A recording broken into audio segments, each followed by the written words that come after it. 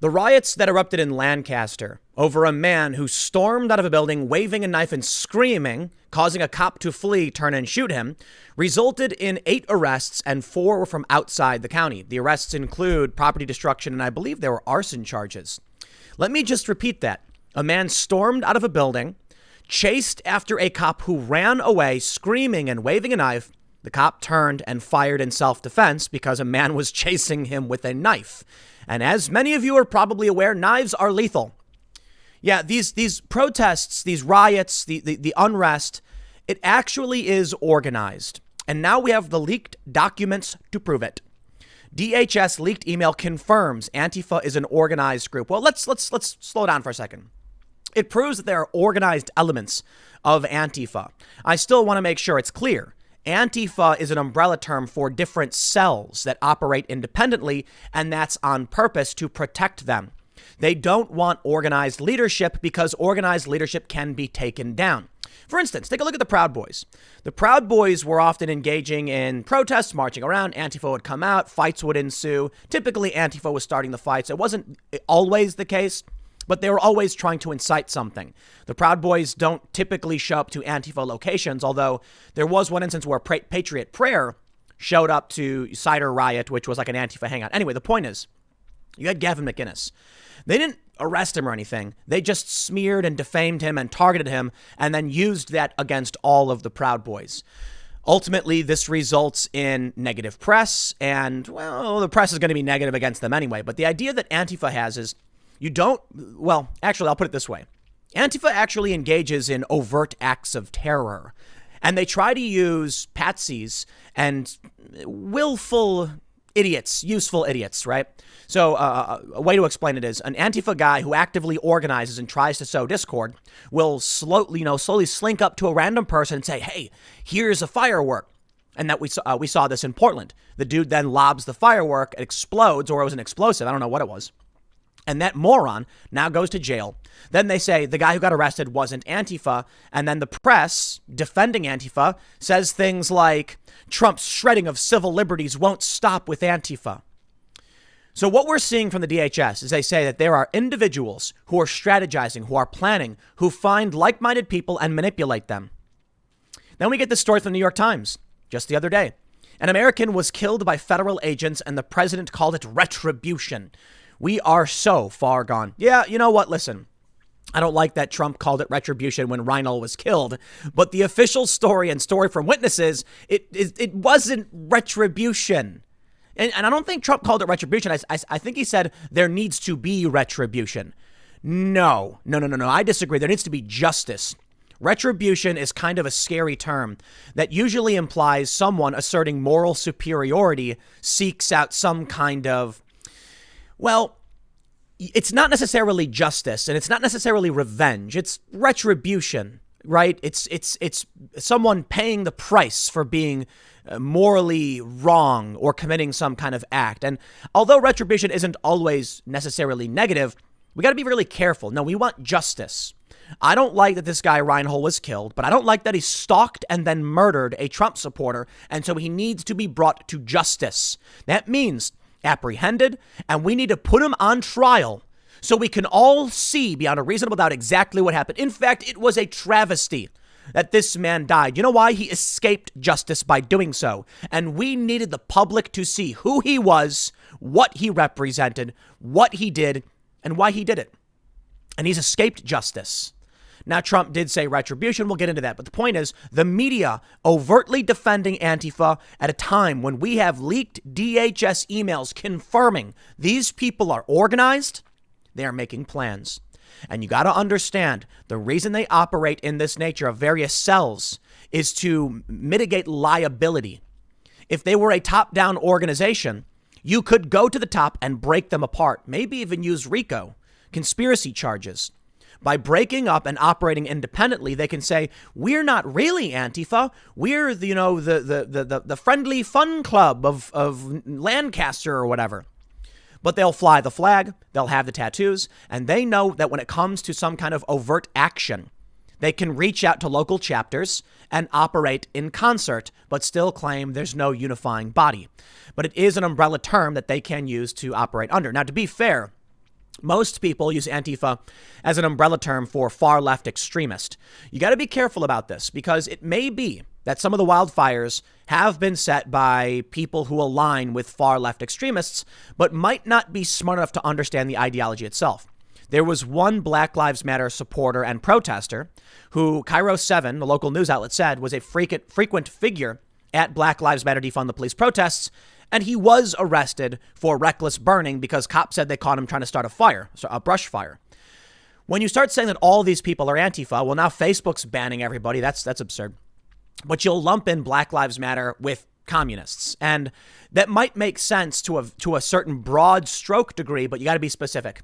You got to be specific because, as it turns out, Antifa is organized. So the Black Lives Matter dude starting a fire, not Antifa. He may be at Black Lives Matter protests, but they're distinct. They may share similar ideologies, but they're different groups.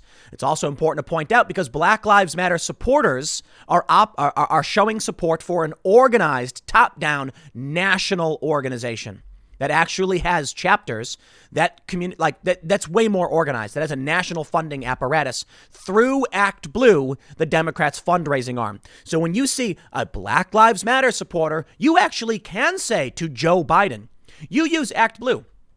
Black Lives Matter receives a lot of funding through Act Blue, notably through their parent organization. It's called Thousand Currents. When people donate to Thousand Currents for the Black Lives Matter Global Network, they go through the Democrats' fundraising arm. This shows that there is a line from the Democrats, their fundraising apparatus, like political donations. I'm not saying they're all necessarily responsible, but they are connected to Black Lives Matter and the supporters of the movement, one of which was caught starting a brush fire, many of which who have physically attacked people in the streets, and many of which also overlap with Antifa chapters.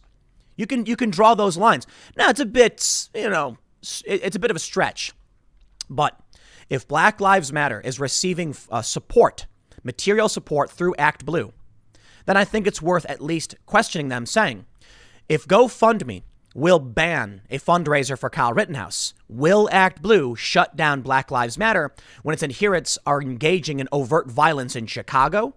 That the Chicago chapter is defending the overt violence, not even a joke. They said it was reparations when they went out destroying things. And that one of their supporters, a frequenter of their protest, was caught starting a brush fire. Will they denounce that? No. So that's why it needs to be asked. Act Blue should ban these individuals and potentially ban Thousand Currents. Now, I don't know if you should go that far, but a question needs to be asked. If that money is going in any way to the violent extremists who are flying their flag in Portland for 107 days or whatever, so their shields don't say Antifa. The shields say Black Lives Matter. Anyway, let's read the story and see exactly what this is on about. The Post-Millennial reports DHS leaked email confirms Antifa is an organized group. An internal email from the Department of Homeland Security leaked to CBS Catherine Herridge late Monday, detailing that the ongoing violence in Portland was not opportunistic, but rather organized, confirming long suspected details about Antifa involvement. The email explains that Antifa is organized and runs contrary to reports in the mainstream media that Antifa was not responsible for anti-police violence, but an impromptu movement spurred by an anti-fascist sentiments held by most of the American public. A recent article in the Washington Post by Mark Bray, author of Antifa, Anti-Fascist Handbook, attempted to dispel myths about Antifa claims that the group is not an organization, but rather a tradition of militant anti-fascism. The article disputed claims that Antifa masterminds violence at Black Lives Matter protest. In printed email documents attained by Herridge, the DHS's acting undersecretary for intelligence and analysis, Brian Murphy, wrote to his colleagues on July 25th, detailing his findings of Antifa in Portland. We can see this tweet from Catherine Herridge. Breaking. According to this DHS Gov internal email obtained by CBS News, former acting undersecretary for intelligence and analysis, Brian Murphy, wrote colleagues on July 25th that the Portland violence was not opportunistic, but organized. Very interesting. Murphy urged for an immediate change of definitions for the violent activity in Portland following a review of individuals arrested by federal authorities, as well as intelligence surrounding their affiliations and activities. The individuals are violently attacking the federal facilities based on these ideologies, he said in regards to Antifa, which he classed as VAAI, or Violent Antifa Anarchists Inspired. We can't say any longer that this violent situation is opportunistic, wrote Murphy. Additionally, we have overwhelming intelligence regarding the ideologies driving individuals towards violence and why the violence has continued. A core set of threat actors are organized, show up night after night, share common TTPs, and drawing on like-minded individuals to their cause. TTP stands for Tactics, Techniques, and Procedures. Quote, I recognize we may not be able to attribute every individual as VAAI. However, we need to look at the totality of the intelligence, both current and previous, and recognize the motivation for the violence and why people have shown up to commit violence for about 60 days, and why the individuals are using social media to encourage the VAAI on the ground to carry out acts of violence. The nightly riots in Portland numbered at 60 days when the email was composed. Rioting has shifted from Portland to other cities with some of the same actors, including Washington, D.C., Seattle, and Kenosha, violence of which was spurred largely by pro-Antifa advocates on social media platforms like Facebook, Twitch, and Twitter.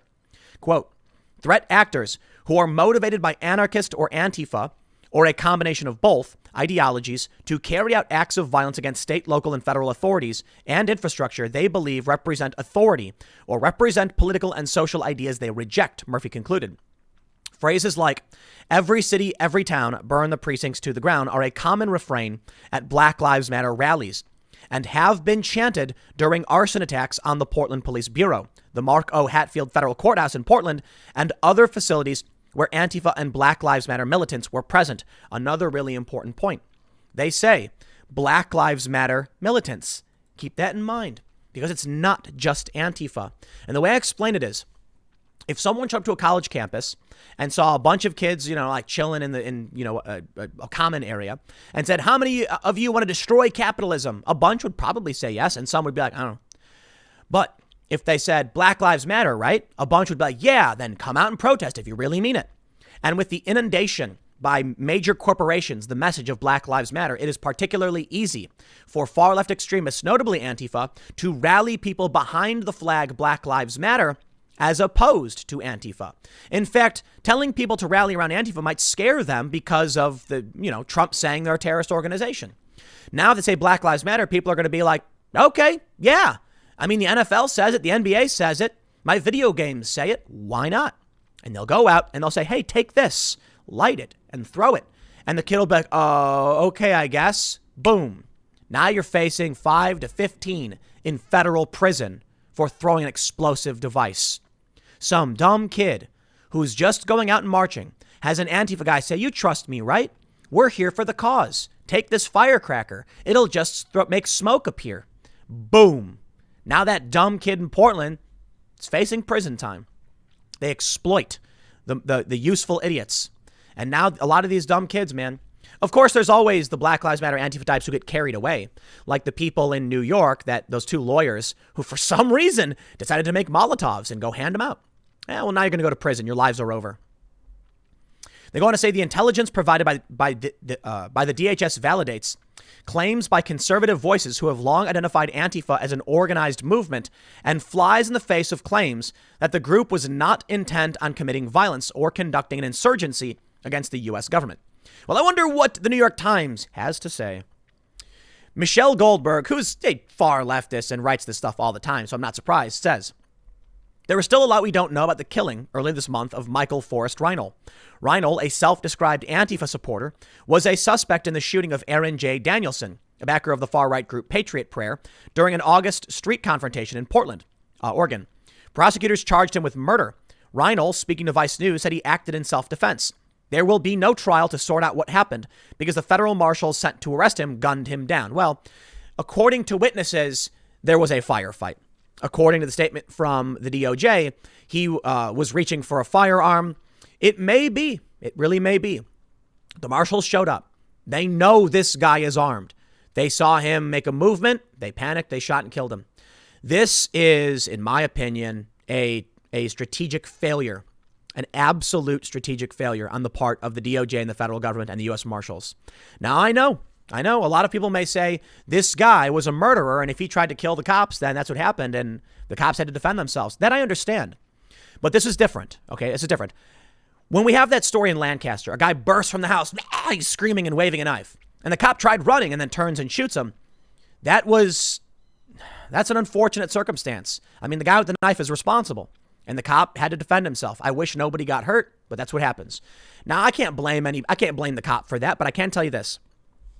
I can't necessarily blame the U.S. Marshals for firing on a known, someone wanted for murder who's known to be armed several times.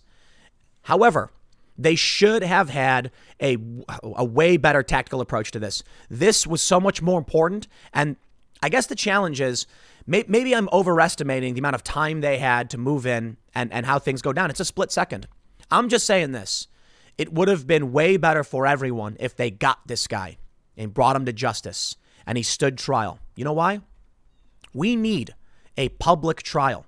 We need video footage and drawings and witness statements. We need to hear it from his mouth. I am Antifa. Then we'll know. Then we'll say, there it is. A violent extremist standing trial. A man who stalked and hunted down a Trump supporter. Now he's dead. We won't know. And the left will use this and say, no, there was no trial. It was self-defense. We'll never know now. And that is a strategic error on the part of the federal government. This dude is seen on camera stalking Trump supporters. Now, we have the camera footage, so we know it wasn't self-defense. But a trial is important. It locks it up clean. It shows that we did the right thing, that even the worst people who maybe you think deserve to face retribution still stand trial. The Nazis stood trial. This guy should too. Goldberg goes on to say, federal authorities claimed that Reinoehl had a gun. The Olympian newspaper quoted 2 witnesses who said Reinoehl fired at the police. Boom, 2 witnesses. But one later said his remarks had been misconstrued and he wasn't sure if Reinoehl had a weapon. A third witness said that Reinoehl was carrying only a cell phone and that the marshals started shooting at him without announcing themselves. So now it's contested. One person says he was armed and shooting back. 2 people actually did. One person that says, actually, I don't know. A third person says no. I'm going to lean towards a guy we know to constantly be carrying a gun who was seen on camera shooting people. Probably had a gun when the feds showed up. And I'm not one to blindly trust the government. If it was a guy who was known to carry around candy bars and hand them out to kids, and they said he drew a gun, I'd be like, you're going to have to prove that one to me. If it turns out, if we know we're tracking a guy who's on camera gripping his weapon and was arrested previously for having one, he probably was carrying his weapon. Sorry to say, man. She goes on to say, even if Reinoehl's killing was justified, in a country where the rule of law held, the government would have treated it as regrettable. For Donald Trump's administration, Reinoehl's death was cause for celebration. Calling Reinoehl a dangerous fugitive, admitted Antifa member, and suspected murderer, Bill Barr said in a statement, the streets of our cities are safer with this violent agitator removed. Trump, in a Fox News interview on Saturday, said of the killing, that's the way it has to be. There has to be retribution when you have crime like this. Perhaps needless to say, law enforcement is not permitted to kill suspects in retribution. Trump continued the theme at his Nevada rally Sunday night, saying to Cheers, we sent in the U.S. Marshals. It was taken care of in 15 minutes. Yeah, I'm not a fan. I think this is a tactical failure. You want to win in the long run? I'll put it this way. If Trump really wanted to convince moderates and regular people, he would have caught this guy. They could have shown his face everywhere and they could have said, we got him. And it would have been a major press event. And then the news cycle would be, oh, geez, what do we do? The guy would have made statements. Every time this guy spoke, it was good for Trump. Every time, because it brought to light, it brought back the story of the guy who murdered the Trump supporter. This guy dying is actually beneficial to the extremists. They want the loose ends tied up. They don't want Antifa people who have gone out and committed murder to speak. They don't want him to squeal. Imagine if this guy started saying, here are the people I work with. Here are the people who organize with me. Imagine if they got him to flip. This is a tactical failure. And it's also a failure of justice, in my opinion, because we don't want people to die. I'm not blaming the marshals for defending themselves from a violent extremist. No, not of course, none of that. I'm just saying it is preferable and it is just to have these people stand trial and face up to their crimes. The DHS said in a leaked email, we know they're organized. Okay, who's organizing? Well, unfortunately, one of the guys who could have shed light on that is dead. Now, I don't agree with the stupid framing that it's like Trump's shredding civil liberties. It won't stop with Antifa. Oh, shut up. This guy was armed, killed a guy and was a wanted fugitive. And two witnesses claimed he fired at cops. One somewhat recanted and said they weren't sure. Another person said he didn't.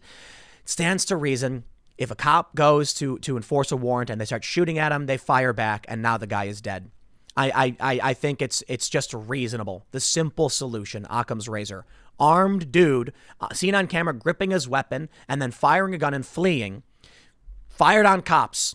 Yeah, that sounds like the simple solution. You know what sounds ridiculous? That there was a conspiracy. The marshals were planning a retribution-style killing, and they said, we're going to take this down without charge or trial. No, come on. The simple solution is panicky marshals saw the guy. He reached for his gun. He drew his weapon. They started firing at each other, and they killed him. And now they're like, oh, man.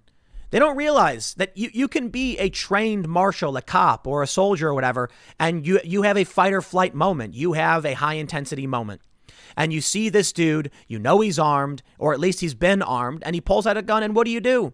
You fire back. You know, he shoots at you, even if he didn't. I think there's a possibility maybe he went for the gun. Maybe they thought he had a gun and they shot at him. Who knows?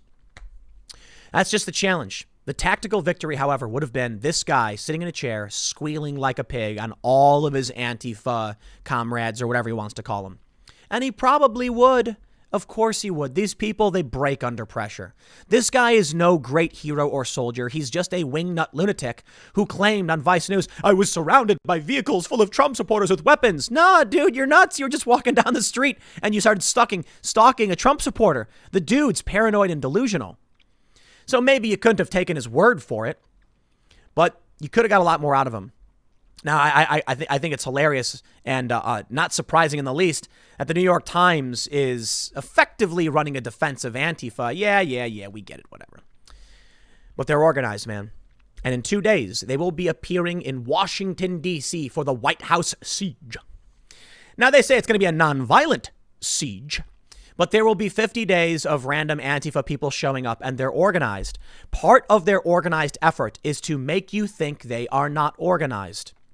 This is why it's so damning of the media, to the media, that they keep saying Antifa just means anti-fascist. You know, everyone is Antifa. Really? Well, according to this book I got here, it says an insider's look at the movement. It's a movement. It is a movement of people. So, yeah, they have a handbook. There's no regular people who oppose fascism don't know anything about this. They're not a part of any movement. You want to be a part of a movement, you can join the movement. Is that what it says actually? No, it says an insider look at the movement. You want to join the movement, okay, then you're Antifa. But a regular person who opposes fascism is not just Antifa. But that's the game they play. That way they can lurk in the shadows and the media will claim there's no organization. There is. There's just small chapters that operate in this way to avoid being called out. I'll leave it there. Next segment's coming up at 1 p.m. on this channel. Thanks for hanging out, and I will see you all then.